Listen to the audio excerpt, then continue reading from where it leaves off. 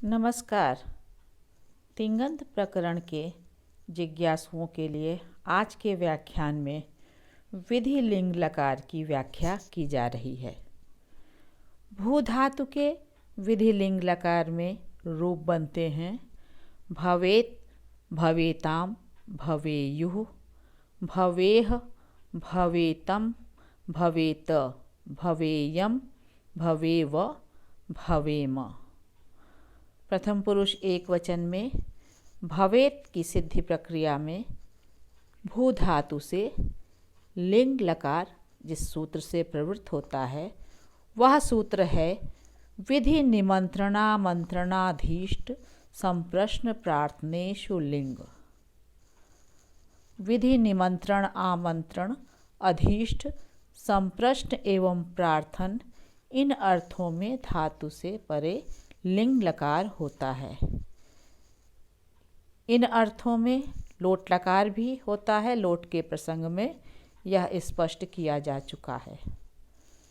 इनमें विधि कहते हैं अपने से छोटे अथवा सेवक को आज्ञा या प्रेरणा देना, जैसे त्वं विद्यालयं गच्छेह।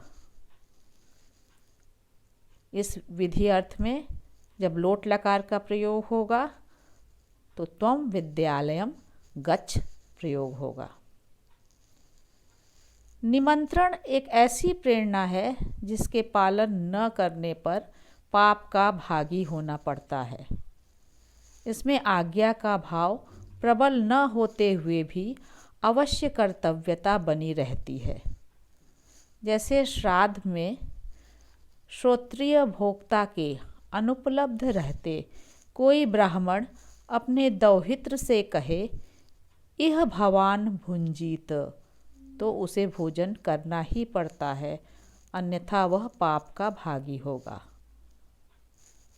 सामान्यतया निमंत्रण और आमंत्रण को समानार्थी समझा जाता है, किंतु वस्तु स्थिति इससे भिन्न है। आमंत्रण ऐसी प्रेरणा या आज्ञा है जिसमें प्रेरणा प्राप्त करने वाला व्यक्ति कार्य को करने अथवा न करने के प्रति स्वतंत्र होता है।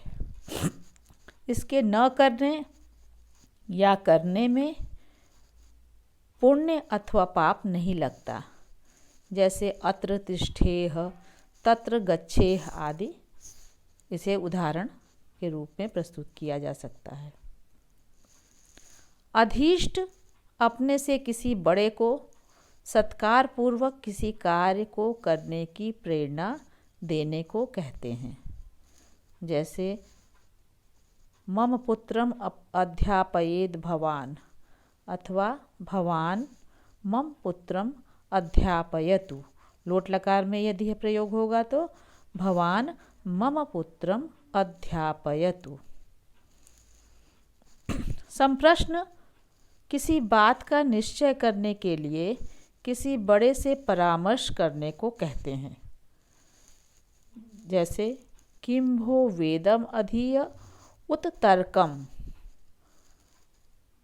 किम भो वेदम अधीय उत तर्कम, मैं वेद पढ़ूं अथवा तर्कशास्त्र। यहाँ प्रश्न निश्चय के लिए पूछा गया है, अतः यह संप्रश्न है। जिसमें मांगने का भाव रहता है उसे प्रार्थना कहते हैं, जैसे भो भोजनम लभेय, मैं भोजन पाना चाहता हूँ। तो इन 6 अर्थों में जिसे विधि आदि अर्थ कहते हैं, उसमें भू धातु से लिंग लकार करके प्रथम पुरुष एक वचन में तिप आदेश करके इतश्च की प्रवृत्ति होगी, क्योंकि लिंग लकार गित लकार है, अतः इतश्च से ति के इकार का लोप होकर भू त की स्थिति होती है। लिंग लकार में यासुट का आगम होता है, जिसके लिए सूत्र दिया है आचार्य पाणिनि ने, यासुट परस्मै पदेषु उदात्तो गिच्च। लिंग स्थानीय परस्मय पदों को यासुट का आगम हो और वह आगम उदात्त और ङित हो। शब्दों के रूप हों या धातु रूप हों, इनकी सिद्धि प्रक्रिया में बाध्य बाधक प्रक्रिया को समझना अत्यंत अनिवार्य हो जाता है। यासुट परस्मैपदेषु उदात्तो गिच्च सूत्र के पूर्व अष्टाध्यायी में लिंगः सीयुट सूत्र कहा गया है, जो कि एक सामान्य सूत्र है तथा लिंग स्थानीय प्रत्ययों को सीयुट के आगम का विधान करता है। यासुट परस्मैपदेश उदात्तो गिच्च इसी का अपवाद सूत्र है, जो कि लिंग स्थानीय परस्मय पद प्रत्ययों को यासुट के आगम का विधान करता है। इस प्रकार सीयुट आगम आत्मनेपद में होता है तथा परस्मय पद में यासुट का आगम होता है। यासुट में उकार उच्चारणार्थक है तथा टकार की हलन्त्यम सूत्र से इत संज्ञा होकर तस्य लोपः से उसका लोप हो जाता है। प्रक्रिया में यास आता है। टित होने के कारण यह आगम आद्यंतौ टकितौ से आदि अवयव बनता है। यासुट आगम को यहाँ उदात्त कहा गया है। इससे यही प्रतीत होता है कि अन्य आगम अनुदात्त भी होते हैं। यासुट जिसके अंग होंगे उसके साथ ही यित होंगे, जिससे गुण वृद्धि आदि का निषेध कार्य हो सकेगा। अब यासुट का आगम होकर स्थिति बन जाती है भू यास त। इसमें सार्वधातुक संज्ञा शप आदि लाने के पश्चात भव यास त की स्थिति होती है। इस पर अग्रिम सूत्र की प्रवृत्ति होगी लिंगः सलोपोऽनन्तस्य। इसके अनुसार सार्वधातुक लिंग के अनंत्य सकार का लोप हो जाता है। अनंत्य अर्थात जो अंत में न हो। भव यास्त की स्थिति में यास्त में स्थित सकार अनंत्य है, अतः प्रकृत सूत्र से उसका लोप प्राप्त होता है। किंतु लोप के प्राप्त होने पर उसका अपवाद सूत्र यहाँ प्रवृत्त होगा अतो ये यह। इस सूत्र के अनुसार अदंत अंग से परे सार्वधातुक के अवयव यास के स्थान पर ईय आदेश हो जाता है। भव यास त में यास त परे रहते भव की यस्मात् प्रत्यय विधिस् तदादि प्रत्ययिंगम सूत्र से अंग संज्ञा है। वह अदंत भी है, अतः उससे परे सार्वधातुक यास त के अवयव यास के स्थान पर ईय आदेश हो जाता है। इस पर स्थिति होगी भव ईय त। यहाँ भव के अ तथा ईय के ई के स्थान पर आद गुणः से गुण एक आदेश करने पर भवे य त स्थिति बनी। अब यकार का लोप करने के लिए जो सूत्र प्रवृत्त होता है वह है लोपो व्योर वलि। इसके अनुसार वल परे होने पर वकार एवं यकार का लोप हो। भवे य त में य के बाद वल प्रत्याहार का वर्ण त है, अतः यकार का लोप होकर के भवेत सिद्ध होगा। प्रथम पुरुष द्विवचन में भव यास ताम की स्थिति होगी, क्योंकि तस को ताम आदेश हो जाएगा। लुंग लंग लिंग श्वड उदात्तः, क्षमा करें, तस थस थमिपाम ताम तम तामह सूत्र से तस को ताम आदेश हो जाने पर द्विवचन में भव यास ताम की स्थिति हुई और यास को ई आदेश गुण आदि करने पर भवे य ताम की स्थिति प्राप्त हुई। यहाँ भी लोपो व्योरवलि से यकार का लोप करके भवेताम रूप सिद्ध होगा।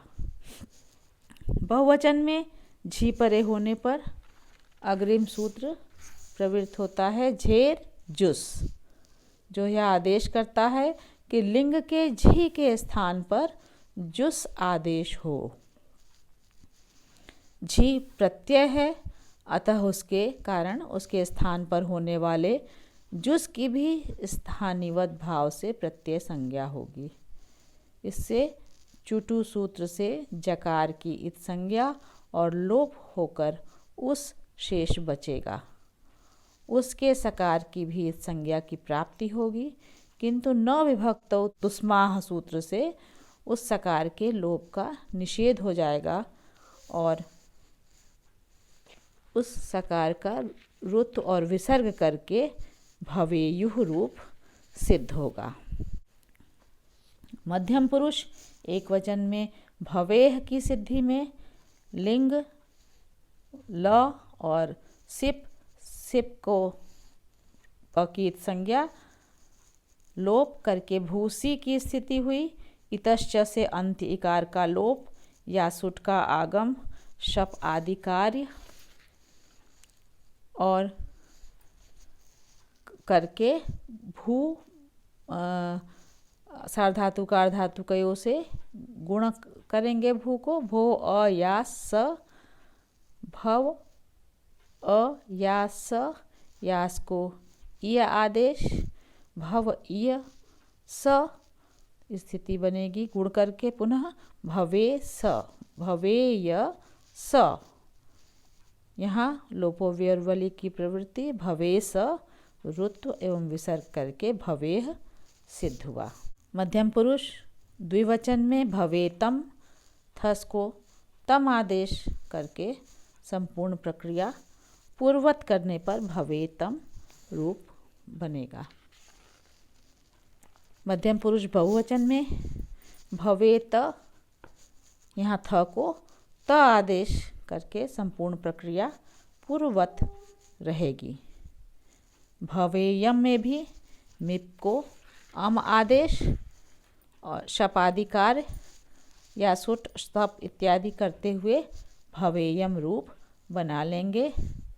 यहाँ लोपोव्योर्वली की प्रवृत्ति नहीं होगी, क्योंकि य के बाद वल प्रत्याहार का वर्ण नहीं है, अतः भवेयम रूप बनेगा।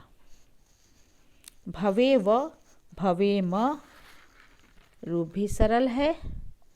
संपूर्ण प्रक्रिया वस और मस, यहाँ पर नित्यम गीता सूत्र की प्रवृत्ति करके वस और मस के सकार का लोप कर दिया जाएगा। या सुट आदि की प्रवृत्ति होकर के शपादि कार्य करके अंत में भव इय व, यहाँ भी लोपोव्योर्वली की प्रवृत्ति हो जाएगी, तो भवे व भवे म रूप सिद्ध हो गया। अगले व्याख्यान में आशीर लिंग की व्याख्या प्रस्तुत की जाएगी। तब तक के लिए नमस्कार।